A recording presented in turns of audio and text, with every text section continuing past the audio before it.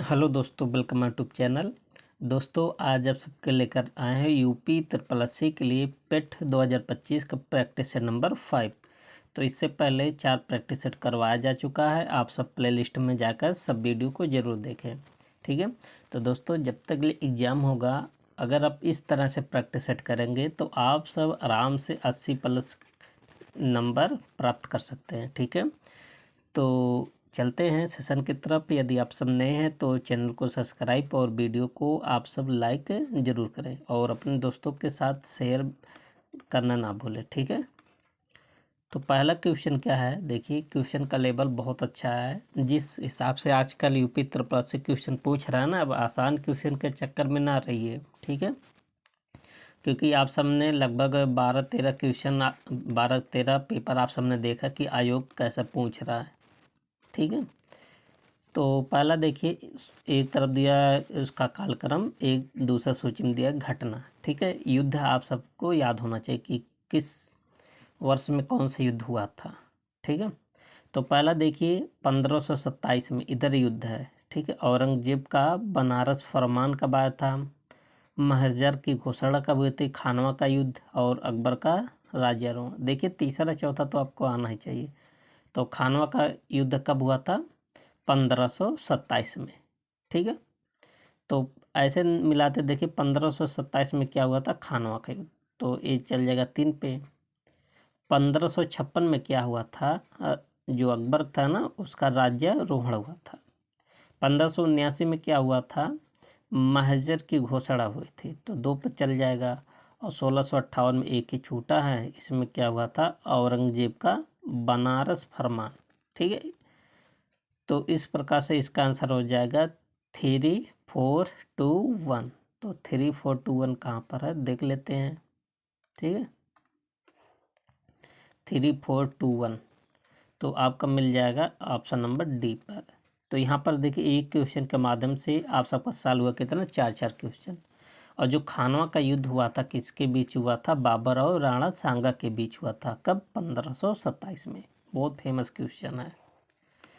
Question number 2 क्या है कि निम्नलिखित फारसी के कवियों के लिए किसे भारत का सादी कहा जाता है। बहुत इंपॉर्टेंट है। तो भारत का सादी किसको बोला जाता है, किस कवि को बोला जाता है, तो वो कवि कौन है, आमिर हसन। तो आमिर हसन को क्या बोला जाता है, भारत का सादी।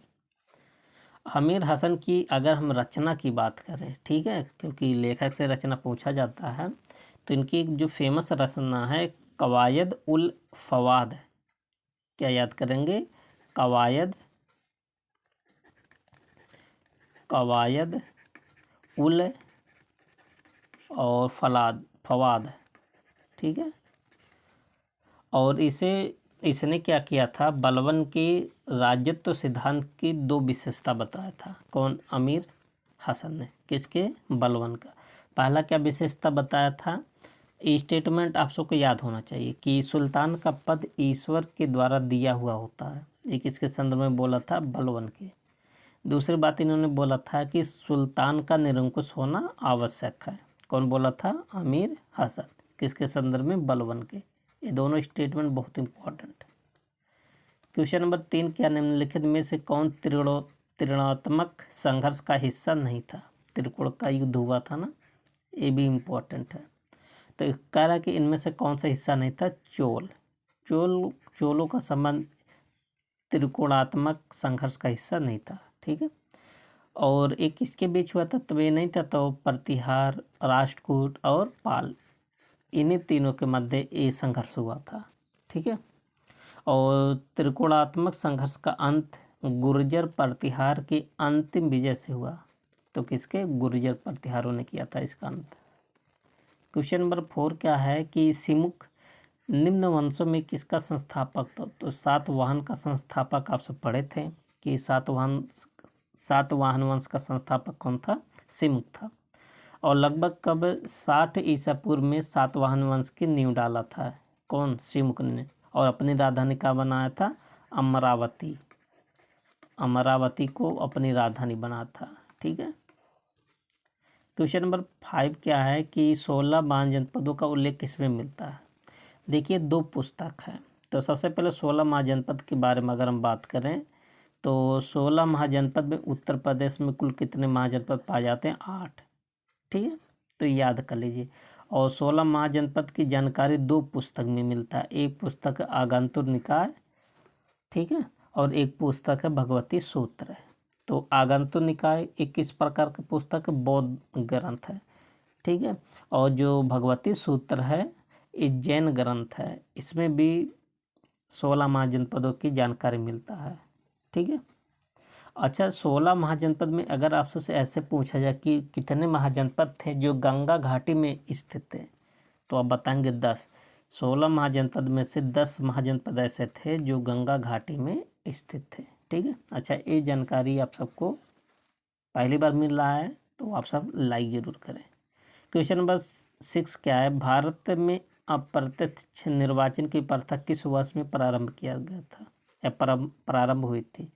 तो अप्रत्यक्ष निर्वाचन के जो सिस्टम था ना 1892 में शुरू हुआ था। ऑप्शन में हो जाएगा बी। क्वेश्चन नंबर 7 क्या है? आज़ाद हिंद फौज का प्रथम सेनापति कौन था?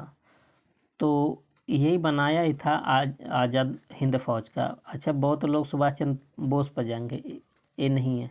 तो आज़ाद हिंद फौज को बनाया कौन था? मोहन सिंह ने, और यही इसके प्रथम सेनापति भी बनाए गए थे। बाद में सुभाष चंद्र बोस ने इसका कमान को संभाला था, ठीक है। क्वेश्चन नंबर 8 क्या है कि दिसंबर 1829 के लाहौर कांग्रेस के अधिवेशन ने जोर दिया, तो किस बात पर जोर दिया था मतलब दिसंबर में? तो सबसे बड़ी बात है ना, इसी अधिवेशन में पूर्ण स्वराज की मांग किया गया था, ठीक है, लाहौर अधिवेशन में।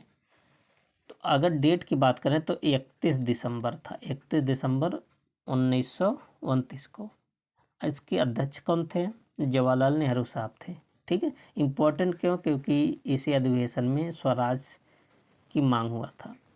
क्वेश्चन नंबर 9 कह रहा कि वर्ष 1928 में हिंदुस्तान सोशलिस्ट रिपब्लिकन एसोसिएशन की स्थापना कहाँ हुई थी?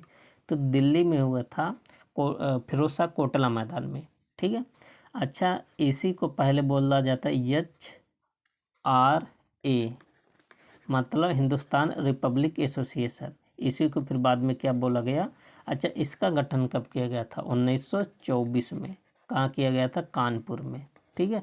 तो बाद में 1928 में, देखिए 1928 में दिल्ली में इसका गठन किया गया, नया चीज़, ठीक है। और इसका नाम क्या बोल दिया गया? Hindustan socialist Republican association.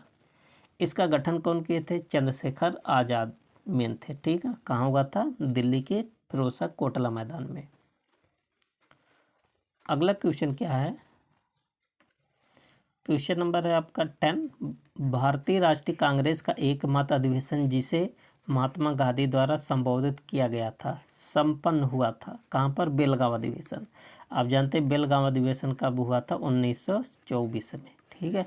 एक ही मात्र अधिवेशन था बेलगांव अधिवेशन, जिसकी अध्यक्षता महात्मा गांधी जी ने किया था। बहुत इंपॉर्टेंट है। अगर आपसे पूछा जाए कि बेलगांव कहाँ पर है, तो आप बताएंगे कर्नाटक में, ठीक है। Question number 11। 2010 से 20 की अवधि में वन क्षेत्र का सर्वाधिक ह्रास जहां देखा गया था वह था, मतलब 2010 से 2020 के दौरान सबसे ज़्यादा वन ह्रास कहाँ पर देखा गया था? ब्राज़ील में, ठीक है।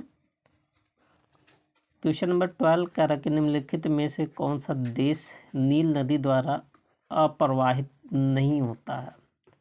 तो मतलब कहाँ पर नील नदी प्रवाहित नहीं होते, इसको आपको बताना है। तो क्वेश्चन नंबर जो 12 है इसका आंसर बन जाएगा चाड, ठीक है। तो बाकी जो 3 देश हैं जैसे सूडान, युगांडा, इथोपिया, यहाँ सबसे भी होकर नील नदी बहती है। और आप जानते हैं कि दुनिया की सबसे लंबी नदी भी कौन सी है? नील नदी, ठीक है। Question number 13। क्वेश्चन नंबर 13 क्या है? निम्नलिखित राज्यों में से कौन सा सबसे बड़ा रबड़ का उत्पादक राज्य है? तो कौन सा? केरल। केरल आप जानते हैं सबसे ज़्यादा रबड़ का उत्पादन करता है, ठीक है। ऑप्शन क्या बन जाएगा? सी। क्वेश्चन नंबर 14 क्या है? देखिए, एक तरफ दिया पर्वत दर्रा, एक तरफ दिया राज्य, इसको सम्मिलित करना है, ठीक है। तो मानव पर्वत, आप जानते हैं मानव पर्वत कहाँ पर है? उत्तराखंड में, ठीक है। और नाथुला, नाथुला कहाँ पर है? सिक्किम में। ये भी आसान इम्पोर्टेंट है। और जोजिला कहाँ है? जम्मू कश्मीर में है। और शिवकिला कहाँ है? हिमाचल प्रदेश में। तो 4 1 2 3, 4 1 2 3 कहाँ पर है? 4 1 2 3 ऑप्शन नंबर कहाँ पर है? सी पर है, ठीक है। देखिए एक क्वेश्चन से आप सबको कितना क्वेश्चन प्राप्त हो गया? 4 क्वेश्चन। आगे क्या है? इम्पोर्टेंट इंस्टीट्यूट है, यूपी स्पेशल से भी आप सब जोड़ सकते हैं कि वीवी गिरी राष्ट्रीय श्रम संस्थान स्थित है। तो ये कहाँ पर स्थित है? बहुत इम्पोर्टेंट है, पूछा गया यूपी स्पेशल में, नोएडा में। और इसकी स्थापना कब हुआ था? 1974 में, 1974 में, ठीक है। क्वेश्चन नंबर 16 कह रहा कि साख पत्र दिया जाता है। तो साख पत्र, अच्छा ये साख पत्र एक भाषा है ना, एक शब्दावली है। तो किस में यूज होता है? ये सब बैंकिंग कार्ड में यूज होता है ना। तो साख पत्र दिया जाता है एक आयातकर्ता द्वारा, ठीक है। आप जानते हैं साख पत्र को क्रेडिट कार्ड भी कहा जाता है। यह हमेशा कर्ता द्वारा प्रदान किया जाता है, ध्यान देना, हमेशा कर्ता द्वारा। क्वेश्चन नंबर 17 कह रहा कि उत्तर प्रदेश औद्योगिक विकास निगम कहाँ पर स्थित है? तो ये कानपुर में। ऑप्शन क्या बन जाएगा? ऑप्शन बन जाएगा ए। और क्वेश्चन नंबर 18 क्या है कि राष्ट्रीय नियोजन में रोलिंग प्लान की अवधारणा लागू किया था। तो रोलिंग प्लान जो आया था ना, कौन सा सरकार इसको मतलब लागू किया था? तो जनता सरकार द्वारा, ठीक है। पहले पंचवर्षीय योजना चलता था कांग्रेस के समय में, लेकिन जब जनता पार्टी की सरकार आई तो पंचवर्षीय योजना बंद कर दिया और उसके स्थान पर क्या लाया था? रोलिंग प्लान लाया था, ठीक है। अच्छा कब लागू हुआ था? 1978 में, ये भी पूछा जाता है। और किसके सुझाव पर लाया गया था? गुन्नार मिर्डल द्वारा प्रस्तुत किया गया था रोलिंग प्लान, ठीक है। और रोलिंग प्लान को और किस नाम से जाना जाता है? चल योजना। कौन सा? चल योजना के नाम से जाना जाए। कभी कभी आपसे अगर ऐसे पूछ लें कि चल योजना कब आया था, तो 1978 में। किसके सुझाव पर आया था? गुरनार मिर्डल के द्वारा, ठीक है। और जनता सरकार द्वारा इसको लागू किया गया था। क्वेश्चन नंबर 19 क्या है? निम्नलिखित में किसको मुद्रा की पूर्ति का विस्तृत माप माना जाता है? तो किसको माप माना जाता है? यम3 को, ठीक है। आप जानते हैं आपके इकोनॉमिक्स से 5 नंबर का आएगा, 5 नंबर का हर टॉपिक से आता है, ठीक है। आप जानते हैं यम3 बराबर क्या होता है कि यम1 प्लस बैंकों की सावधि जमाएं, ठीक है। क्वेश्चन नंबर 20 भारत का आर्थिक सर्वेक्षण संबंधित है। तो भारत का जो आर्थिक सर्वेक्षण है ना, किससे संबंध रखता है? तो वित्त मंत्रालय से, ठीक है। आप जानते हैं कि वित्त मंत्रालय की स्थापना कब हुआ था? 29 अक्टूबर 1946 में इसकी स्थापना हुआ था। वर्तमान समय में वित्त मंत्रालय किसके पास है? निर्मला सीतारमण के पास, ठीक है। क्वेश्चन नंबर 21 कह रहा कि वह न्यूनतम जनसंख्या कितनी है जिसके नीचे 73वां संविधान संशोधन अधिनियम के उपबंध के अनुसार मध्यवर्ती स्तर पर पंचायतें गठित नहीं की जा सकती। आप जानते हैं 20 लाख। अगर जिस राज्य की जनसंख्या में राज्य की जनसंख्या 20 लाख से अगर कम है ना, तो वहाँ पर आप जानते हैं ग्राम पंचायत, क्षेत्र पंचायत और क्या होता है? जिला पंचायत। तो जो मध्यवर्ती स्तर है क्षेत्र पंचायत वाला, है ना, इसका गठन नहीं किया जाएगा। तो ऑप्शन क्या बन जाएगा? ऑप्शन बी बन जाएगा। और आप जानते हैं 73वां संविधान संशोधन कब लागू किया गया था? 24 अप्रैल 1993 को। और इसीलिए 24 अप्रैल को पंचायती राज दिवस मनाया जाता है, ठीक है।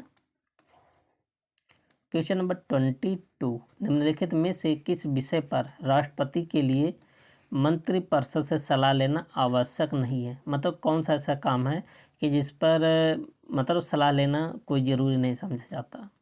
तो इसका आंसर क्या बन जाएगा? विधायकों की स्वीकृति पर। ऑप्शन क्या बन जाएगा? बी, ठीक है। अगला क्वेश्चन क्या है, क्वेश्चन नंबर 23 अससन रीजन से क्वेश्चन है। कथन में बोला गया कि भारत में प्रेसिडेंट है किंतु प्रेसिडेंसी नहीं। देखिए कितना अच्छा बात बोला गया है, ठीक है। कह रहा कि भारत में प्रेसिडेंट है किंतु प्रेसिडेंटी नहीं। क्या बात सही है? बिल्कुल बात सही है, ठीक है। आप जानते हैं कि प्रेसिडेंट होते हैं, ठीक है, राष्ट्रपति होता है, लेकिन आप जानते हैं कि जो भारत के जो प्रधानमंत्री ना सब काम यही करते हैं। राष्ट्रपति के नाम से काम होता है लेकिन काम करता धरता कौन होते हैं? प्राइम मिनिस्टर होते हैं, ठीक है। कह रहा कि संविधान में एक मंत्री परिषद का प्रावधान है। क्या बात सही है? ये भी बात सही है। देखिए दोनों तो बात सही, लेकिन दोनों का आपस में कोई तालमेल नहीं है, तो इसलिए कौन सा ऑप्शन बन जाएगा? बी। असेसन और रीजन दोनों सही है, लेकिन जो रीजन है ना असरेशन की कोई एक्सप्लेनेशन नहीं करता। ऐसा थोड़ी नहीं कि मंत्रिपरिषद होने के कारण जो भारत में प्रेसिडेंट है और उसका कोई प्रेसिडेंसी नहीं है। क्या मंत्रिपरिषद होने के कारण ऐसा है? नहीं ना। दोनों बात सही है, लेकिन दोनों अलग अलग चीज़ें हैं। क्वेश्चन नंबर 24, निम्नलिखित में से कौन भारत के संविधान द्वारा प्रदत्त 6 मूल अधिकारों में से नहीं है? तो 6 मूल अधिकार कौन कौन से हैं आप सबको याद होना चाहिए, ठीक है। तो इनमें से कौन सा नहीं है?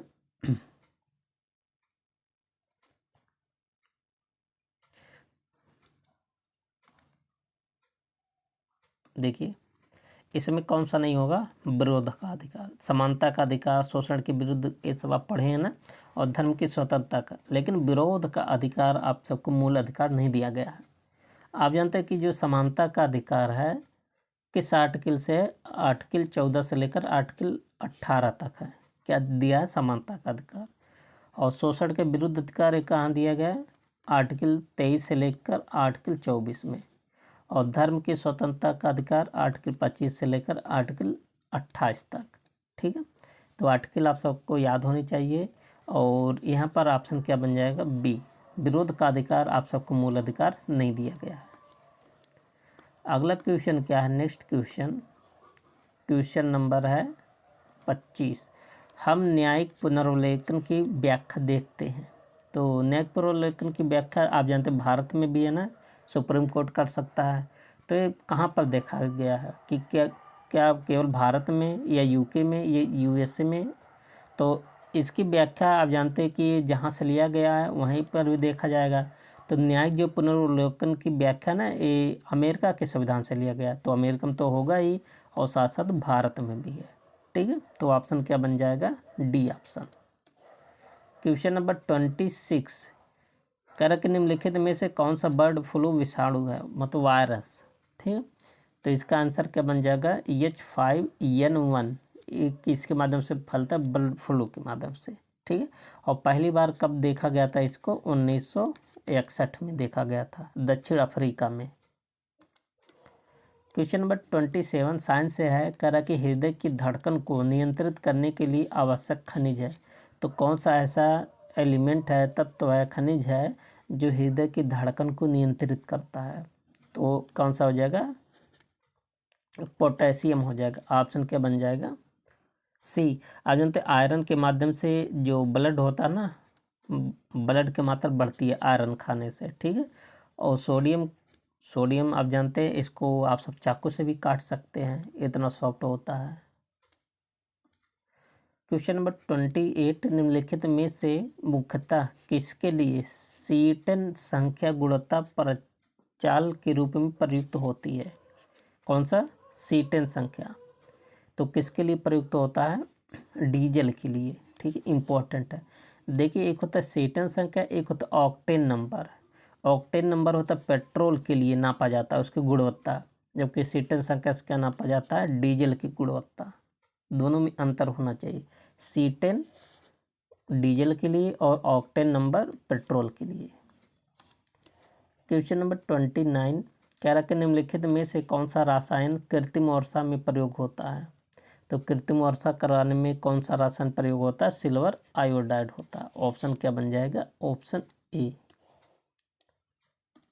रेडियो तरंगों के विक्षेपण के लिए वायुमंडल के निम्नलिखित स्तरों में से कौन सा स्तर उत्तरदायी है?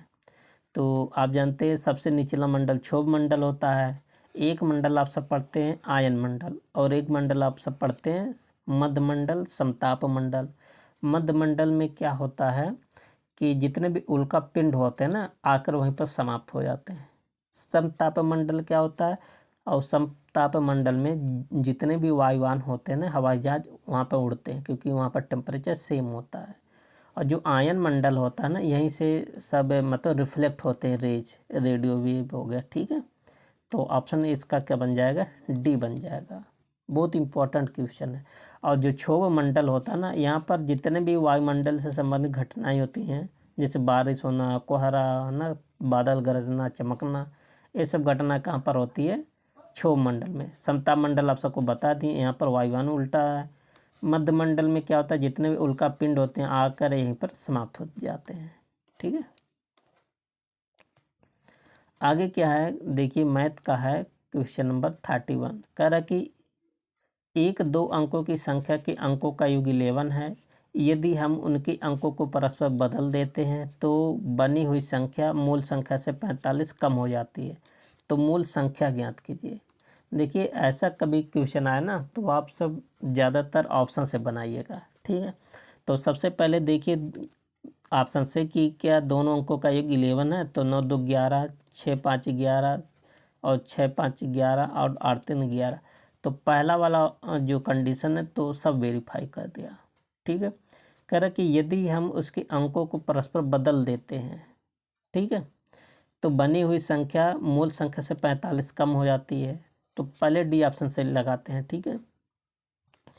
तो यहाँ 83 लिखा है, तो देखिए 83 को जब आप परस्पर बदलेंगे तो कितना हो जाएगा, 38। तो चेक कर लीजिए क्या 45 कम है, तो 13 में से 8 जाएगा 5, यहाँ बचा 7, 7 में से 3 जाएगा 4, ठीक है। तो क्या 45 कम है, बिल्कुल 45 कम। देखिए ये वेरीफाई भी कर लिया, ठीक है, स्टेटमेंट को। तो यही आपका आंसर भी हो जाएगा। इस टाइप के क्वेश्चन को ऐसे ऑप्शन से लगा दीजिएगा, ठीक है। 4 ऑप्शन रहता है। आगे देखिए क्या है, क्वेश्चन नंबर 32 है।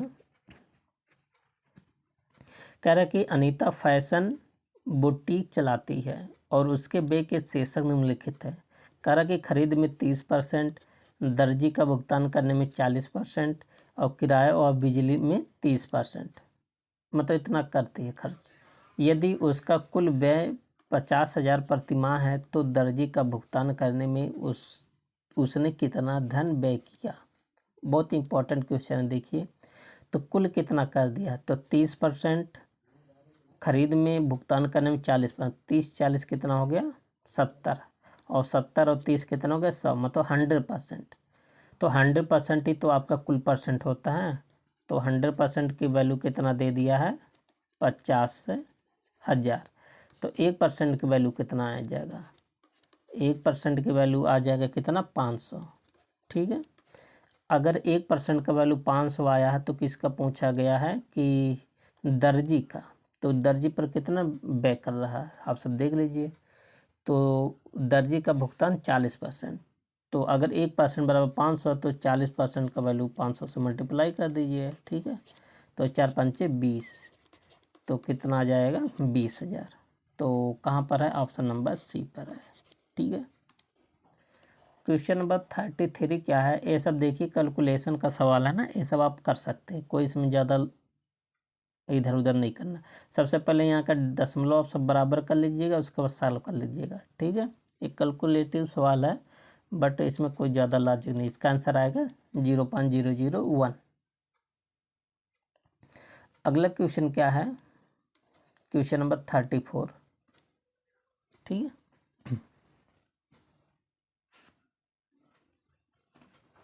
34 क्या है, देखिए क्रिकेटरों के एक समूह का औसत स्कोर 42 था, ठीक है। एक नया खिलाड़ी शामिल होता है और समूह के सदस्यों की औसत का 250% स्कोर करता है।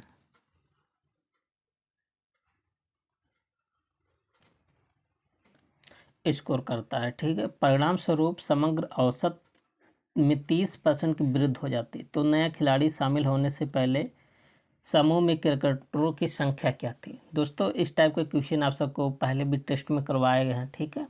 तो आप सब पहले वाला टेस्ट को अगर देखेंगे तो ये सब आप कर सकते हैं। इसका आंसर आएगा 4। ठीक है, आप सब पीछे वाला वीडियो को देख करके आप इसको सॉल्व कर सकते हैं। अगला क्वेश्चन क्या है, देखिए एक क्वेश्चन आप सबको बेसिक नॉलेज होना चाहिए। 2 की पावर 4, अच्छा आप सब जानते हैं स्क्वायर रूट का मतलब क्या होता है। जैसे अंडर रूट होता है ना, इसको जब पावर में चेंज करेंगे 1/2 आता है। क्यूब रूट को जब आप पावर में चेंज करते हो 1/3 आता है। मतलब यहाँ जो रहता है ना वही यहाँ पर उल्टा हो जाता है।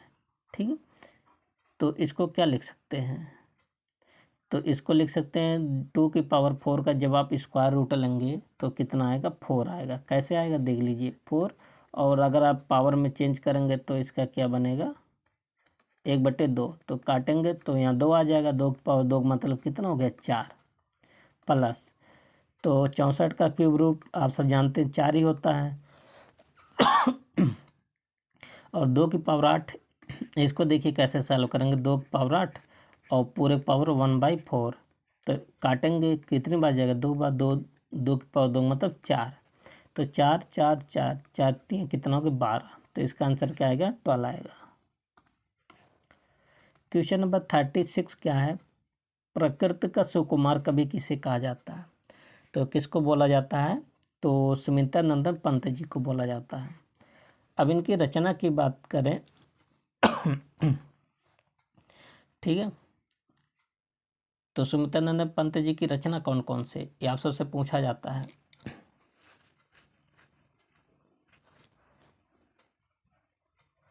आगे क्या है, देखिए महादेवी वर्मा है ना, तो महादेवी आधुनिक, सॉरी 1 मिनट,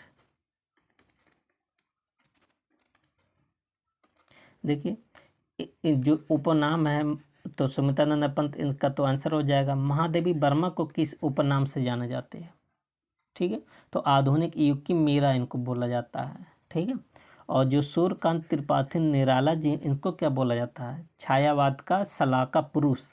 ठीक है, और जयशंकर प्रसाद को क्या बोला जाता है, प्रेम और सौंदर्य का कवि। जो उपनाम है, सब उपनाम आप सबको याद होना चाहिए क्योंकि पूछा जाता है। आगे क्या है, क्वेश्चन नंबर 37 क्या है, हिंदी से है। कह रहा कि 9 2 11 होना, इस मुहावरे का अर्थ दिए गए विकल्प में से कौन सा दर्शाता है। तो 9 2 11 होना का मतलब क्या होता है, भाग जाना। ये सब तो आप सब याद किए होंगे। 2 या 2 से अधिक अत्यंत समीपस्थ वर्णों के मेल से जो परिवर्तन होता है उसको क्या बोलते हैं। देखिए यहाँ पर क्वेश्चन आप सबको आसान लगेगा ना, जब आप सब एग्जाम में करते हैं तो बहुत ज़्यादा कन्फ्यूजन होते हैं, तो इसको बहुत लोग, देखिए यहाँ का लिखा 2 या 2 समीप वर्णों के मेल से जो विकार उत्पन्न होता है ना उसको हम क्या बोलते हैं, संधि बोलते हैं। तो 38 का कौन सा बन जाएगा, डी ऑप्शन। ठीक है, दिए गए विकल्पों में से शुद्ध वाक्य को पहचानिए। तो कह रहा कि कौन सा शुद्ध वाक्य है, तो मजदूरों को अनेक काम है, मजदूरों को अनेकों नाम है। देखिए अनेकों कभी नहीं होता है, ठीक है, अनेक होता है। मजदूरों को अनेकों, यहाँ भी अनेकों आ गया। मजदूरों को अनेकों काम है, ठीक है, तो कौन सा इसमें सही है। यहाँ पर देखिए है लिखा है और यहाँ पर है लिखा है, तो यहाँ पर सबसे ज़्यादा कौन सा उचित है, ऑप्शन नंबर डी पर, डी सही यहाँ पर होगा। क्वेश्चन नंबर 40 क्या है, देखिए अपने जीवन पर स्वयं लिखी गई कथा को क्या बोला जाता है, जो अपने जीवन पर स्वयं आधारित होता है तो उसको हम क्या बोलते हैं, आत्मकथा बोलते हैं। अब देखिए इसके बाद आप सबको मिलेगा इंग्लिश। ठीक है, इंग्लिश का पैसेज आप जानते हैं आपके सिलेबस में इंग्लिश का 5 क्वेश्चन आता है। ठीक है, और एक पैसेज दिया जाएगा, उसी से 2-3 ग्रामर का पूछ लिया जाता है और 1-2 क्वेश्चन पैसेज से। तो आप सबको बार बार बताते हैं कि आप सब सबसे पहले क्या पढ़िए, अपना क्वेश्चन को पढ़िए। ठीक है, क्योंकि कुछ ग्रामर का पोर्शन होता है, तो आप सब वीडियो को रोक करके आप सब सबसे पहले क्या कीजिएगा, पूरा पैसेज को पढ़ लीजिएगा। ठीक है, उसके बाद क्वेश्चन पर आइएगा, लेकिन आप सब पेपर में कैसे सॉल्व करेंगे, पहले क्वेश्चन को पढ़िएगा फिर पैसेज को। ठीक है, व्हाट डिड द, एक मिनट, देखिए पहला क्वेश्चन क्या है, what did the pre historic man look like. जब आप सब पैसेज को पढ़ेंगे ना तो वहाँ से आप सबको आंसर मिलेगा कि he looked like an app. ठीक है, ऑप्शन क्या बन जाएगा, बी। क्वेश्चन नंबर 42 क्या है, point out of the person having a mistake. मतलब 4 ऑप्शन दिया गया है, कह रहे कि किस में मिस्टेक है। The poors are always helped by them who are kind and generous। तो इसमें किस ऑप्शन पर मिस्टेक है, देखिए जो पहला ऑप्शन है ना यहीं पर मिस्टेक है, पुअर्स लिखा है। ठीक है, ऑप्शन क्या बन जाएगा, ए। देखिए ग्रामर का पोर्शन था।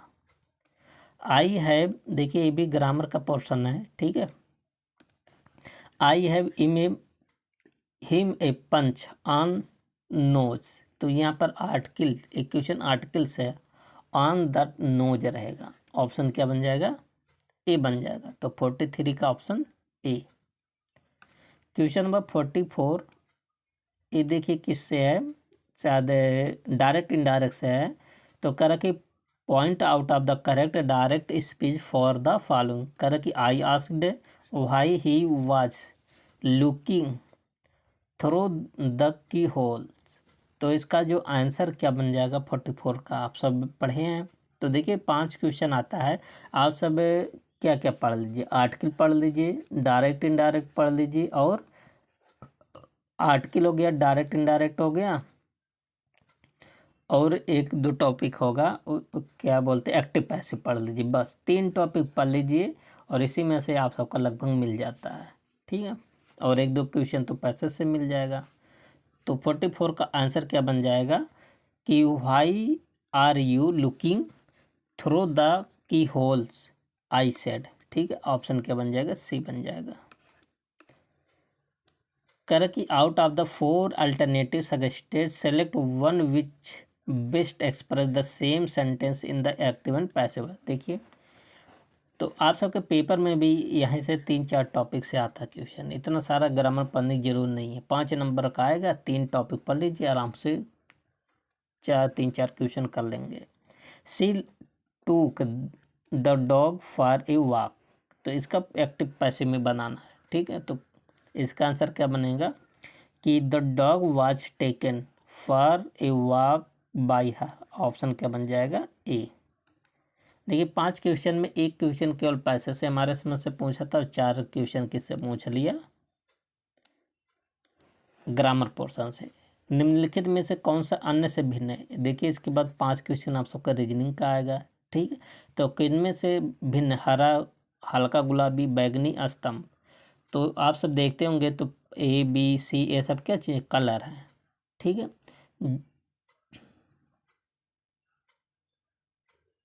और जबकि ये स्तंभ एक कोई चीज़ नहीं है। ठीक है,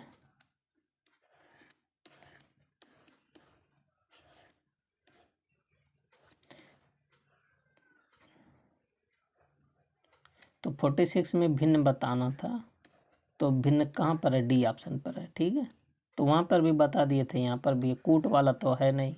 ठीक है, क्वेश्चन नंबर 47, इसमें देखिए स्टेटमेंट वाइज क्वेश्चन है। ठीक है, आप स्टेटमेंट एक बार पढ़िएगा। देखिए पहला स्टेटमेंट क्या है, कह रहा है कि दिन भर शहर के प्रभावित क्षेत्रों में पथराव की छिटपुट घटनाएं हुई। शहर के प्रभावित क्षेत्रों से बहुत से घायल लोगों को पास के अस्पतालों में लाया गया। तो कह रहा कि कौन सा कारण है और कौन सा उस कारण का प्रभाव है। देखिए तो आप सब इस टाइप के क्वेश्चन को ना एक कहीं पर मतलब याद करने की जरूरत नहीं होता है, आप सब खुद सोचिए और डिसीजन लीजिए। ठीक है, कि कौन सा सही है कौन सा सही नहीं है। कह रहा कि देखिए दिन भर पथराव पड़ा, और पथराव पड़ने के कारण यहाँ फिर उन सबको अस्पताल में भर्ती कराया गया। तो पहला क्या होगा, कारण होगा, है ना, क्योंकि पथराव हुआ तभी तो भर्ती कराया गया। तो उसका बी वाला क्या होगा, परिणाम। तो ए वाला रीजन है, उसका जो है बी वाला उसका रिजल्ट है।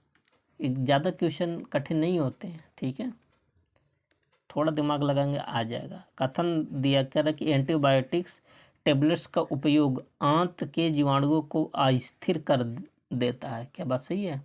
कह रहा कि अभिकथन या कार्यवाही, एक दिया स्टेटमेंट और दूसरा दिया उसका कार्रवाई। कह रहा कि आंत में लाभकारी जीवाणु होते हैं। आंत का स्वस्थ होना शरीर के स्वस्थ होने के लिए सबसे आवश्यक है। तो कह रहा कि कौन सा सही है 48 का। तो इसका जो करेक्ट ऑप्शन बन जाएगा ना, देखिए कह रहा कि एंटीबायोटिक्स टैबलेट का उपयोग आंत के जीवाणुओं को अस्थिर कर देता है। क्यों? क्योंकि आंत में लाभकारी जीवाणु होते हैं। ठीक है, तो केवल किस में निकल रहा? ऑप्शन नंबर पहला में। ठीक है, 48 का क्या बन जाएगा? सी।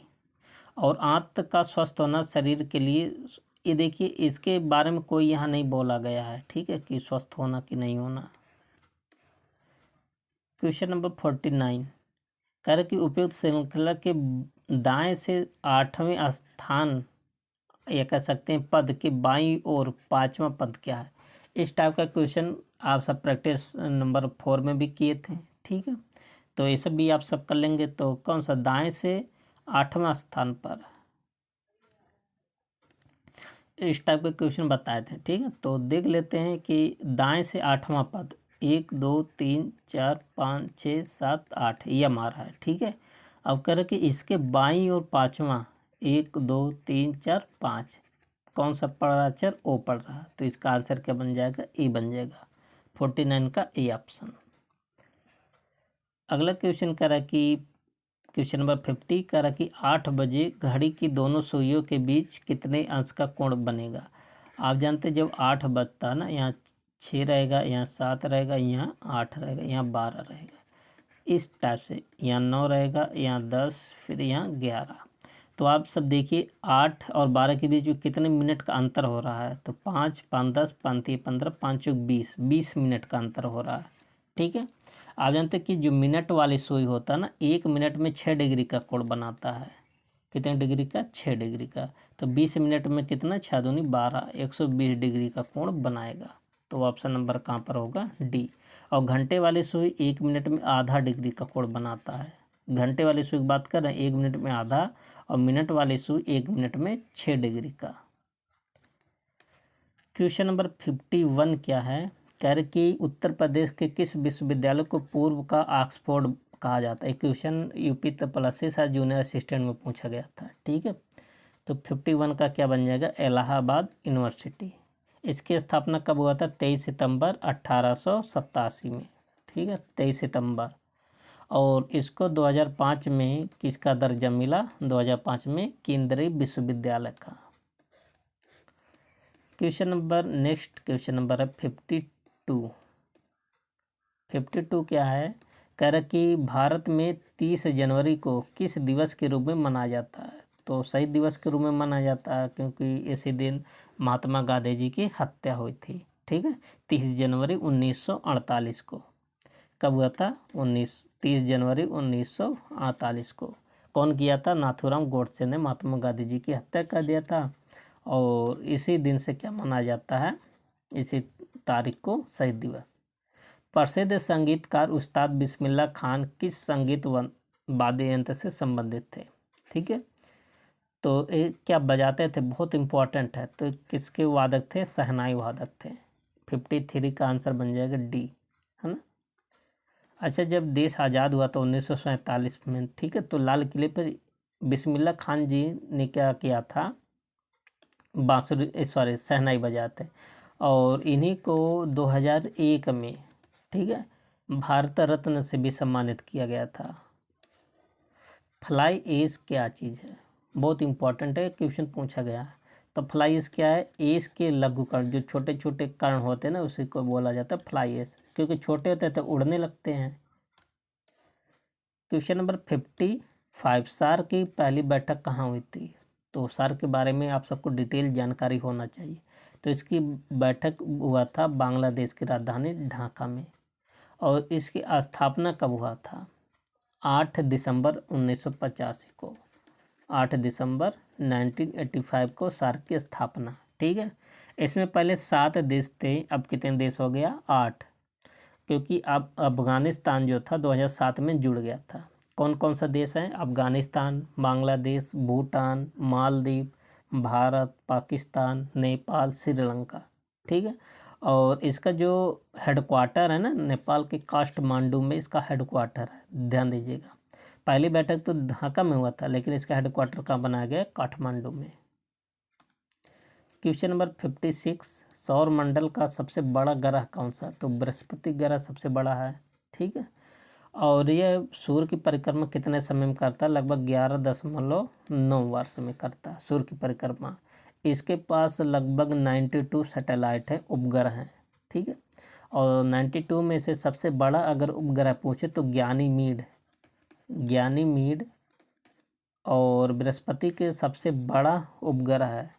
और बुध और शुक्र आप जानते हैं ऐसे दो ग्रह हैं जिसके पास कोई सैटेलाइट नहीं है। और पृथ्वी के पास एकमात्र सैटेलाइट है, कौन है? चंद्रमा। और मंगल ग्रह के कितने सैटेलाइट है? 2। ठीक है। फोबोस और डीमोस। क्वेश्चन नंबर 57, किस समिति ने त्रिस्तरीय पंचायत प्रणाली की अनुशंसा किया था? तो बलवंत राय मेहता समिति। तो कब आया था? 1957 को। कौन कौन सा था? ग्राम पंचायत, क्षेत्र पंचायत और जिला पंचायत। ठीक है। और अच्छा, ग्राम प्रधान का जो प्रधानी चुनाव लड़ने के लिए मिनिमम एज कितनी वर्ष होनी चाहिए? पूछा जाता है 21 वर्ष प्रधानी का चुनाव लड़ने के लिए। क्वेश्चन नंबर 58, नागार्जुन कौन थे? तो मोस्ट इम्पॉर्टेंट है। तो नागार्जुन कौन थे? एक बौद्ध दार्शनिक थे नागार्जुन। ठीक है। क्वेश्चन नंबर 59 कह रहा है कि नशीली दवाओं के दुरुपयोग और अवैध तस्करी के खिलाफ अंतर्राष्ट्रीय दिवस, जिसे विश्व ड्रग्स दिवस के रूप में भी जाना जाता है, जिसे संयुक्त राष्ट्र संघ द्वारा 26 जून को मनाया जाता है, इसका थीम क्या है? तो इसका क्या थीम था? 59 का आंसर बन जाएगा स्वस्थ और मानवीय संकटों में नशीली दवाओं की चुनौतियों का सामना। यही इसका थीम था। अंतर्राष्ट्रीय नाविक दिवस कब मनाया जाता है? ये भी मोस्ट इम्पॉर्टेंट है। ये सब दिवस आप सबको आना चाहिए। कब मनाया जाता है? 25 जून को मनाया जाता है। ठीक है। 61 क्या है कि प्रतिवर्ष 1 से 7 अगस्त तक मनाए जाने वाले विश्व स्तनपान सप्ताह की वर्ष 2023 के आयोजन की थीम। तो 2023 का थीम क्या था? ये आप सबको बताना है। तो थीम क्या था? आइए स्तनपान कराएं और काम करें। ठीक है। ऑप्शन क्या बन जाएगा? ए।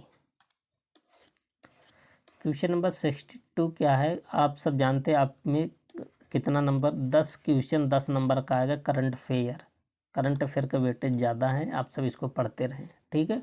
पुराना भी पढ़ें और नया भी पढ़ें। हाल ही में किस राज्य में आदितनल्लूर विश्व स्तरीय संग्रहालय की आधारशिला रखी गई? तो कहाँ पर रखा गया था? तमिलनाडु में। हाल में ह्वानसोंग 18 नामक अंतर्महाद्वीपीय बैलिस्टिक मिसाइल का परीक्षण किस देश द्वारा किया गया?